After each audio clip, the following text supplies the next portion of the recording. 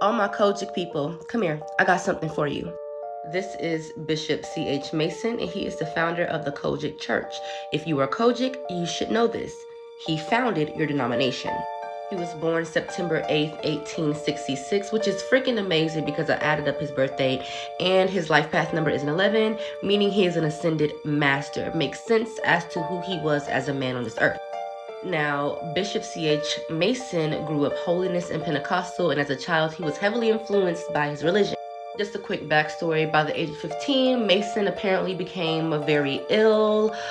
His father had just died from tuberculosis, and the Baptist church began to pray over Mason. He didn't receive any medical help, didn't go to the doctor, but they began to pray and intercede on his behalf, in which he became healed completely, miraculously, by God.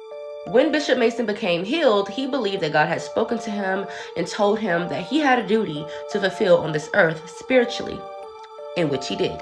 If you look at some old videos of Bishop Mason, it looks a lot of like what we grew up in, especially if you grew up holiness, Kojic, Pentecostal. You already know what it's like to be in deliverance churches, being around people who are able to call up demons, speak in tongues, talk to spirits. That's pretty much what Bishop Mason did a lot in his churches. But what a lot of people don't know and what they like to dismiss is that Bishop Mason was also a root worker and a hoodoo man. And here's proof. Look at all of these items that he's holding on to. Now, Bishop Mason believed in using roots and earthly items to discern God's will. Now, a lot of Kojic people try to disbar him from the denomination, which is crazy because how can you disbar the founder of the denomination simply because of how he chooses to discern God's will, which is how you guys choose to discern God's will as well. A lot of you don't realize what you're doing in these Kojic and holiness churches have nothing to do with Jesus Christ or Christianity, but everything to do with hoodoo and root work. And you have to understand, at the time of his life, root work and hoodoo was pretty prominent, and it was masked a lot with Christianity. Now, I did some research online, and a lot of people were saying that the Kojic church came off more like a cult than it did an actual denomination. I'm trying to find out where or how.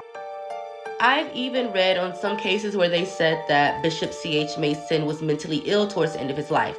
Now, we already know how they like to treat people who are mentally ill. It wasn't that he was mentally ill, y'all. He was heavily connected with God.